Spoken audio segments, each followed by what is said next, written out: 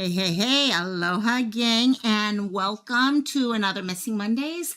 Have not a new story actually this time.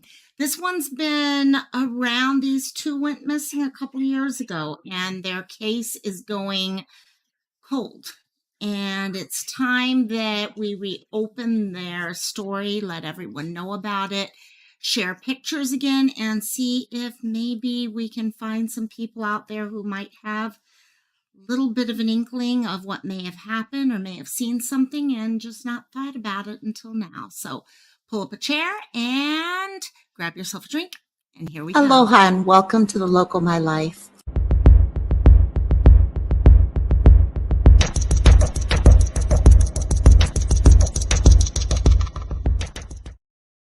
Hey, hey, hey, gang. So, yeah,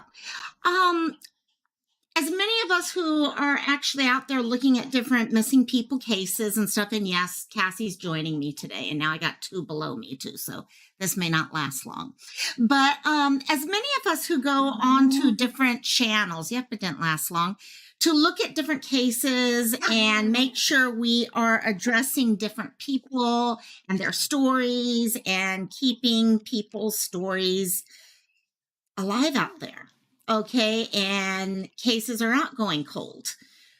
We tend to come across certain stories that disappear over time, and what scares me is the fact that I may not have heard these names to begin with. Something that really upsets me is the fact that I have never heard of some of these cases before, and that's kind of what happened with this case tonight. So hopefully you guys have pulled up, and Miss Cristola has been working her butt off pulling together information to help share out with you guys. Thank you, Cristola. You are awesome. You are really awesome.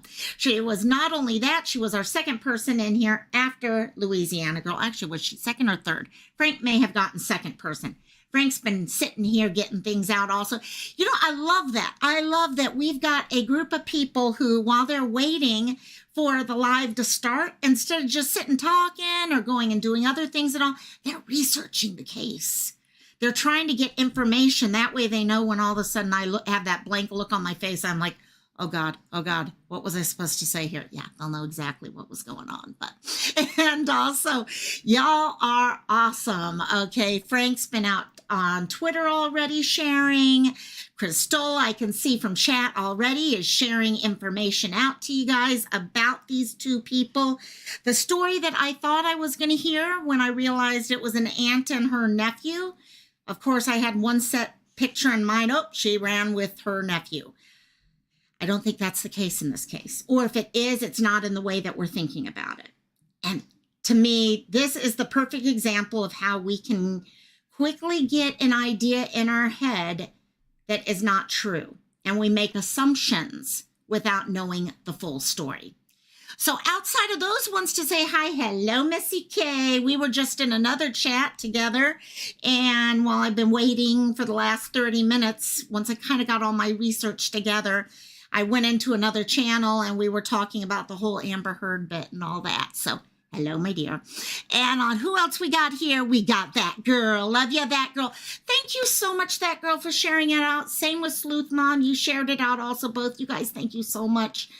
This family is trying to keep this story alive. They're trying to keep it from being totally cold. There are no more clues out there about these two people.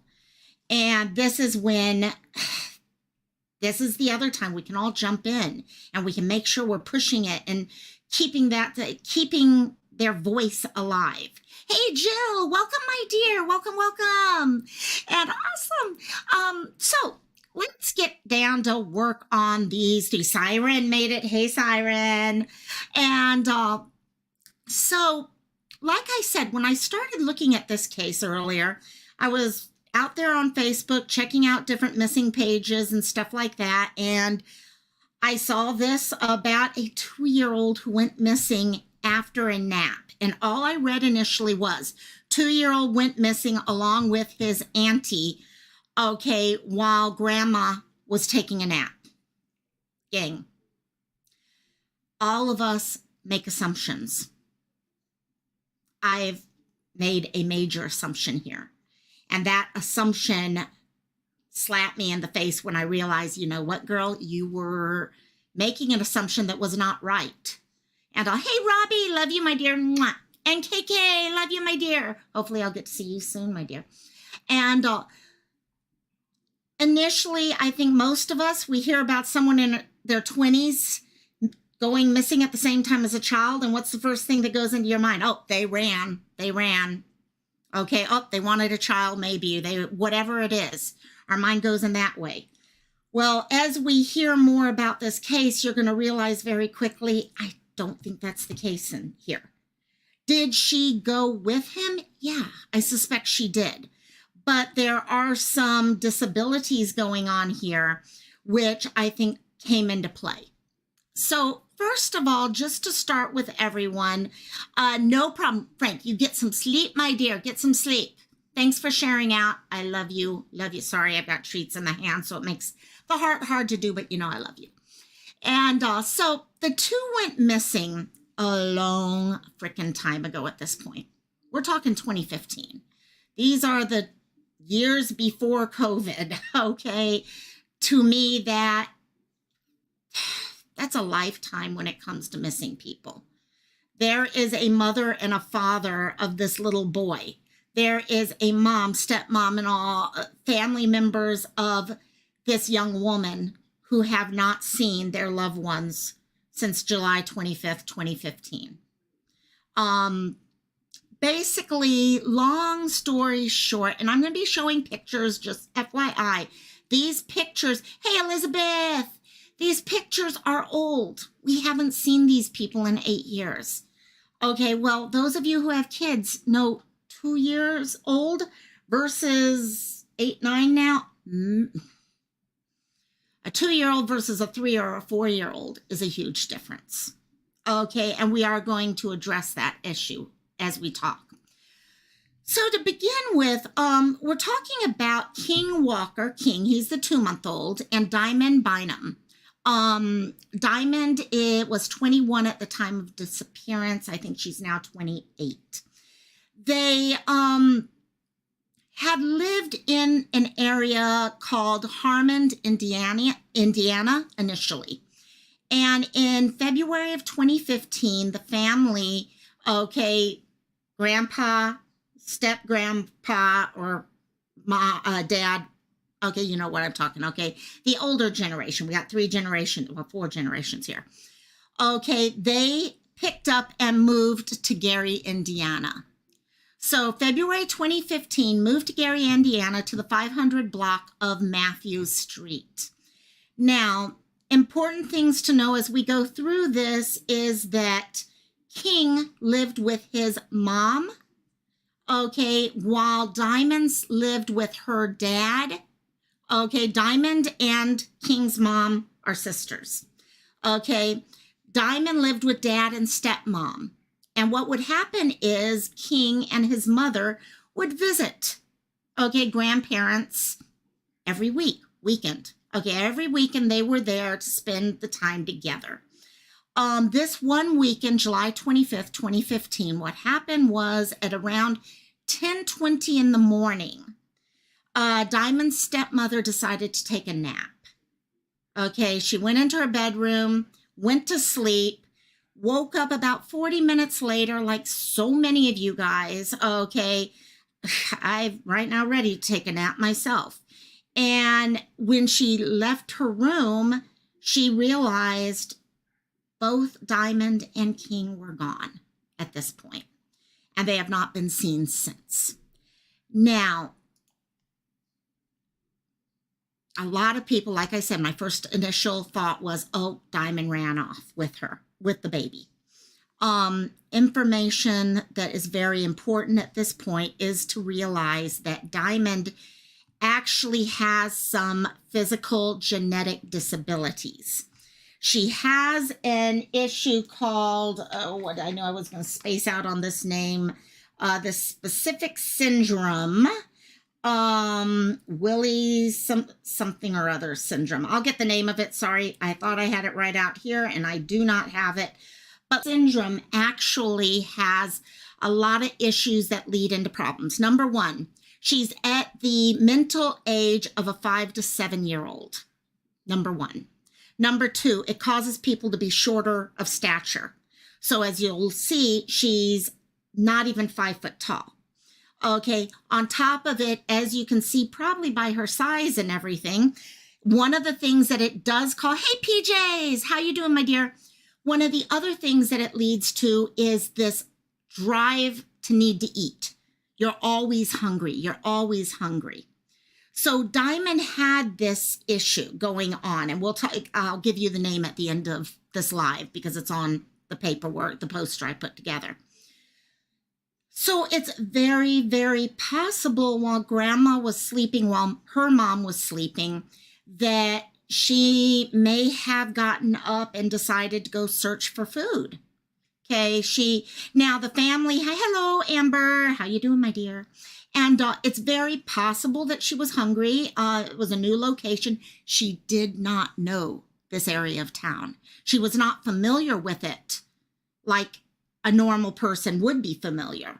Okay, even if you'd been gone. Okay, I moved all the time as a child, and it would take me months and months to get used to a new neighborhood because I knew like the 1 or 2 blocks around my house. But once you put me outside of that, it was even harder. So because of that, she was extremely unfamiliar with the area. The family does say while she may have wandered off for food, they had just gotten finished shopping earlier, and there was even a whole chocolate cake actually that they had that had not been touched. So is that a possibility? Yes, it is definitely a possibility that they wandered off. I think they definitely did wander off. Why is a different issue. Who knows? I don't think any of us do know why they wandered off. However, some of the things the family has made a comment about is that you're looking at Diamond here, and the reason why I'm sharing, thank you, it's called Pratt-Willie syndrome. Yes, thank you, Christola. And I'm sharing her picture a little bit more right this second because she may not have changed as much as the baby has changed. I am going to show you the baby, and we're going to talk about the age progression and all. But she did not know the area. She was not familiar with the area. In addition, she had a number of physical and mental limitations that made just getting around harder. She could not have gotten families, like she could not have gotten very far on her own. We're talking 40 minutes. It's not that long that they were gone on their own. She has a bowed leg, which means she limps. She walks with a pretty severe limp. Okay, that's going to limit how far she could get. Because of the bowed leg, one of her arms is bent a little bit more when she walks. So there's some pronounced physical limitations going on here. Now, add on to all that a 2-year-old. Okay, those of you who've got little rugrats, how easy is it to travel with a rugrat? Prader-Willi syndrome, exactly. It's okay. It's a chromosomal issue that's gone down through the father. Thank you, Christola, for that information. She doesn't know a stranger, but she was taught about stranger danger and all. She knew her dad's phone number.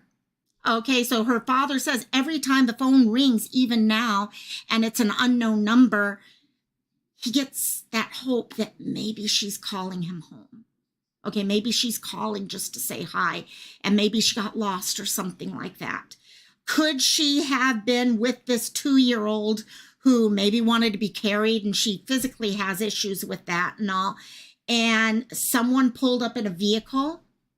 Did she recognize that person? Did she not recognize that person? Did she get into the vehicle because she was exhausted and try to tell them how to get her home, and the worst happened? We don't know. All we know is she and the baby disappeared at the same time. Do my initial thoughts of, oh yes, someone who ran off with their child, I don't get that feel in this case. I really don't get that feel. Do I know? No, I don't know. but just from what I'm hearing here, I don't get that feeling. Yeah, Chris Stolla would know it's not easy to travel with gremlins. It is definitely not easy to travel. Okay, so as I mentioned, she does not have that. She loves hey, would you guys stop growling?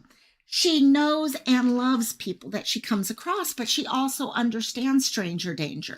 She knew that you do not open the door and let people in the house, according to her father. That's something she knew. Okay, the family has really, really worked hard to try to search. Going onto their Facebook page, they had a GoFundMe at one time, things like that, trying to hire a private investigator because, I'm sorry, 2015, 2022 now. Okay,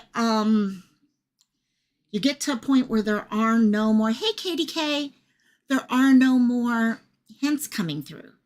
There's no more clues coming through. And the police start seeing something more like a not closed case, but a cold case. And they've been hoping as a family, maybe we can hire a private detective, things like that. And maybe we can come up with some new ideas of what's going on there. Now, after the disappearance, there was a lot of searching. Family pulled together. You can see from here. King's mom is in the middle picture there. Okay, she was out first, and this was just recently where they've been out we're going to look, we're going to keep looking. They go into these areas of abandoned houses and are looking at abandoned house after abandoned house, knowing there's a chance they may not be looking for someone who's still with us, but hoping maybe they find the clothes, maybe find this, maybe they do find them still with us. All they know is she's got to find her baby. She's got to find her baby boy. Okay, her dad talks about how he wants to be there for his daughter. He's lost a daughter. And he's like, my daughter holds me up through this. Okay, there are days that, as he said, if it wasn't for the medications I'm on, I would not be able to get out of bed. And yet my daughter is there helping me and making sure I'm getting out of bed. Okay, she's there just plotting step forward after step forward, trying to find her sister and her little boy. I mentioned age progression. One of the things that we're dealing with in this case is a 2-year-old who went missing. Now, those of you who've had kids, you know age progression is extremely important in this case. Okay, you're just looking here. They've already done, okay, what happens when a child goes missing? Every 2 years, the Center for Missing will go and approve and work on getting an age progression done. This little boy has been missing so long, they've not only done one, they've done 2. But I wanted to share all of them. Okay, right now, if you go to their website, you're only seeing the age 2 and the age 9.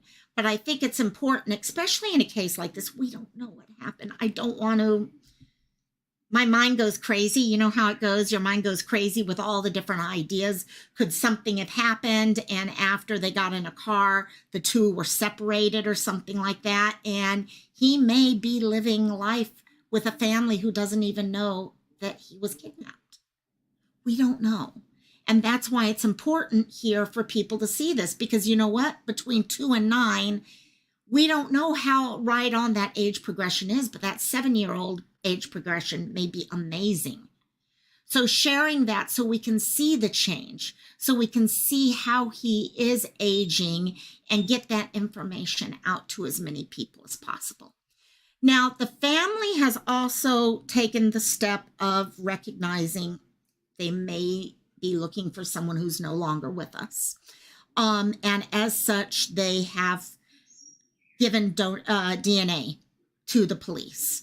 The DNA has been given to the police just in case a person has been found. You know what? King is not going to know. If, God forbid, he was found tomorrow, chances are he's not even going to know he disappeared, right? It's going to require that DNA to make those connections. There's also the chance that what if something happens? One of the biggest questions that was popping up in the groups that I saw, and I hated this, I hated this, I hated this, but it was the first thing that popped into my mind at one point, is you guys remember my video? If not, you can go back in my videos and see the one about the little boy who was found deceased in a Las Vegas suitcase, hard shell suitcase. A lot of people were like, whoa, whoa, whoa, whoa, whoa, this age wise, it could make sense and all that. They looked at it. He is not that little boy. Thank God. He is not that little boy. That little boy, that little boy needs all our prayers and all that, but he is not that little boy. But that's the other reason for the DNA being shared, is you never know when something like that's going to happen. So they have done all that, just trying to get the information out as much as possible so that when the police are able to break the case, they can break the case. I'm still standing that they can be found. I'm standing that this little guy can still come home. His auntie can still come home. Something may have happened. Okay, something may have happened. She may have been found and not able to explain where she was and ended up in a halfway house or in some house for people with disabilities. And they may have thought that he was her child or something like that. There's so many different possibilities that could go on. And I will always choose that until we hear different. You have to be open and honest about the possibility. It's been a long time, but it's good to always have hope. It's always good to have hope. And like Crystal is saying, okay, 2 years old at the time of disappearance. He's 9 years old now. Okay, Diamond was 21. Both have gotten older. Yes, KK. In fact, I need to do a follow-up video on the boy in the suitcase. There's that one case. For those of you who haven't had a chance to go take a look at it, I will share the link before I do the follow-up case on it. I'm really hoping things are making steps forward, so I'm hoping that's helping us get to that point. So we have King Walker and Diamond Bynum.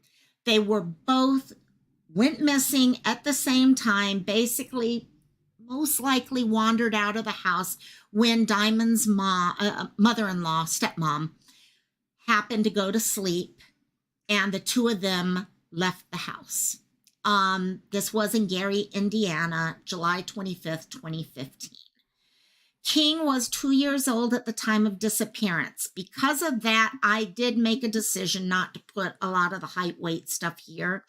I probably could have, but I wanted to concentrate and get the pictures in there and stuff like that, and the information on Diamond also. He did have black hair and brown eyes when he went missing. So something for taking a look. His hair at the time of disappearance, okay, was braided and all that. So there's things, but again, looking at the pictures, we don't know what he would look like hair-wise. They just try to look at what are the way most kids are wearing their hair right now. If you went into a school, what would you see right now? And that's how they do the age progressions. Let me see. I wondered if the front door was locked when that's a good question. There's a lot of questions there. And I just joined the group, I'll be honest, this morning. And I'm going to there's a lot of things that are going on. I do know the police are at the point where that they feel they have nothing left to go on. And what they need at this point is as many people as possible to get the word back out there. So just in case someone does have something, maybe they've been sitting on it all these years. And because it's not popping back in their head, it's not being shoved in their face, they have never gone to the police about it. But they might happen across Instagram or YouTube or Twitter or Facebook, and they might see his picture or her picture and be like, someone's telling me I need to say something. God's saying something to me. He's speaking to me right now, and I need to say something. And that might be the thing that reactivates the case. So again, that's why it's so important, no matter how long some of these people have been missing, to keep the word out there. So Diamond was 21 at the time of disappearance. She should be 28 years old now. Again, black hair, brown eyes. Now, because of the Prader-Willi syndrome, she is of shorter stature, so 4'8" and 238 pounds. The syndrome, because of the genetic issue that's going on, she's hungry quite often. She's always going to be searching for food and stuff like that.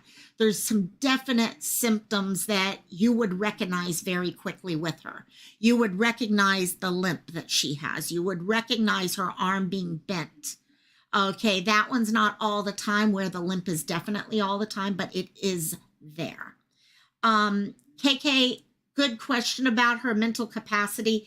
My suspicion is it's probably not much more than it was then. And if it was 7 to 7 years old at that time, it's probably not much more. Okay, maybe a couple of years, just getting older and stuff. But she's definitely probably got some of those things going on. We're living in a home or something that helps her with day-to-day living and stuff like that. If anyone has any information whatsoever, and right now the best way we can do this is just share. Hit that bell, get this into the algorithm. Okay, do whatever we can to do this, because King just celebrated his birthday about a week and a half ago. Okay, Living Like Phoenix, Living Like Phoenix knows. I was wondering if you knew, and I didn't want to mention it out loud, about this syndrome, but she's saying right now that, let me see if I can pull this up right here. Okay, so they feel like they're starving all the time. Often they have to start locking cabinets by the time the kid is 3 years old to keep them from overeating. And that's the thing with this. They're like, she could have easily left the house looking to go place. She loved the certain cheeseburgers at this one restaurant, fast food place that I'd never heard of before. But all these things. But they did also note that they had just gone shopping, and there was a brand new chocolate cake sitting out that she had not touched. So who knows? We don't know where the thought process is at that time. And all we know is she can't have gotten that far. Seriously, gang. If you are already having issues, because it's very rare, I only know because a patient, we needed to rule it out. Luckily they didn't have it. Got it. Thank you, Living Like Phoenix. You've got a young woman here who is not used to the area she's in. She's walking with a pronounced limp. Okay, so she's got all those things going on, plus a 2-year-old who is probably either wanting to be carried or slowing her down or speeding her up or all those things. That's probably where a lot of confusion probably occurred on top of everything else. But they cannot have gotten that far. It was only 40 minutes that she was sleeping, from what I'm recognizing right now. Okay, so they could not. Someone had to have seen something. A car come by and someone see them get into a car. Okay, yeah, Gary is a city. It's not like a small town or something like that. So they may not have even noticed it at the time. They're also very talking about getting the information out into Chicago. They pushed into the Chicago area. That's one of the things, is there were a lot of people sending in hints that they were in Chicago or Gary or in Harmon, where they had lived before. So if that's true, true, none of those ever came. They never found any truth behind any of them. But what if they were and they just were never able to make the connections? That tells me that maybe someone picked them up and she didn't know where she was, and she told them, I need to go to the bus because I live in Harmon. And they're like, well, if you live in Harmon, you need to be on the bus. So yeah, here, I'll take you to the bus or something. That's the thing. It may not even be a case of foul play. It may be. But you got to keep your eyes open on all those things, because again, they're telling us something. They are speaking to us. Okay. We just have to make sure we continue to give them that voice. Okay. Give them that ability to talk to us. Exactly. KK, she may have gotten scared and went back, tried to find a place that she was felt familiar for. And with a place when they've only been there for 5 months, okay, she probably, my thought is she's thinking about most of the places that are food related in my eyes. Grocery stores, fast food places, things like that. Places that people may have connected up with her.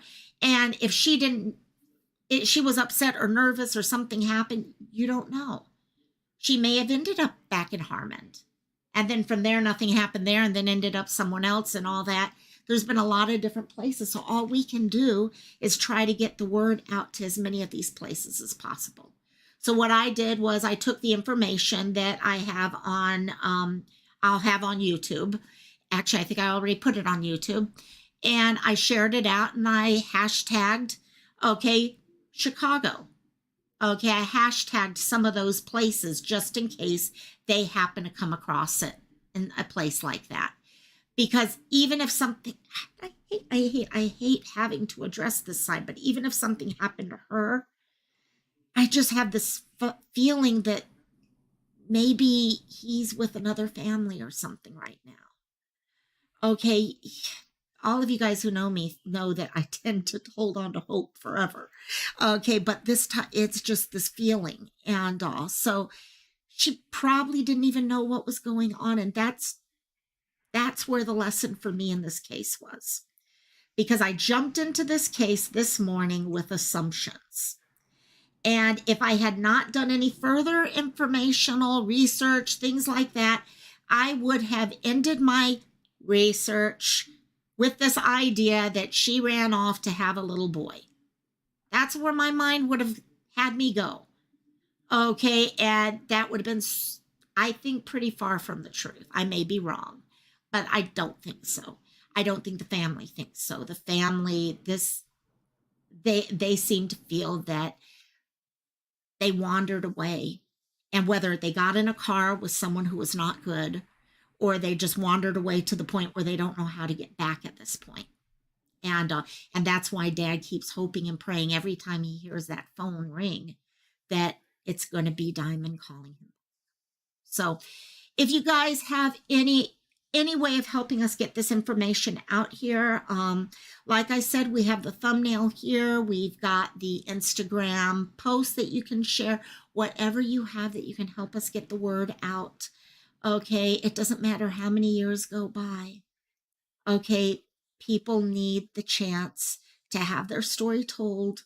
Family members need to have the chance to have closure of some sort, no matter what that is, whether that is a positive closure or just closure of knowing they are no longer in danger. And all we can do is what we can do from here. So y'all are amazing. Like I said a few minutes ago, I do need to do a follow-up on the little boy in the suitcase. A lot of people have been asking about him. Many people did hear what happened with the White issue. Okay, the Whites, the jailbreak issue. That turned into something kind of where I thought it was going to go, and but went a lot further than that. But yeah, there's always something going on, and it's keeping an eye out. And as a community, we keep pushing. Christola, you just hit on the one thing that I would love to have seen, and I have not found one anywhere. And I kept looking and looking and looking. That's an age progression of Diamond. Okay, no, she's not going to change a lot in 2 years. But 21 to 28, she's getting to that point where there could be some changes in her, especially with her health issues and stuff like that. There could be weight gain issues. There could be all sorts of different things that happened. So I would love to see some level of age progression. Just hasn't happened yet. So, Anyhow, thank you guys so much for joining us. I hope you guys are having an awesome week so far. It's only Monday, but I hope it's an amazing one. And I will see you guys later this week. I'm going to go keep feeding the dogs because they're driving me crazy right now at my feet. And on, oh, KK, okay, you and I will have to get in touch with each other about that other case. And I know there's someone else who wanted me to talk about another case that I've been doing some research on. So for everyone, actually, if you have a case you'd like me to talk about, someone that you feel needs to have their story told, okay, like this case, it's been so many years. They need people to help keep their story out there. Please email me. Okay, you can contact the localmylife@gmail.com, and I'll see what I can do about pulling all the information together and helping us get information out. And you guys know how I feel. It doesn't have to be Amber Alert levels, runaways.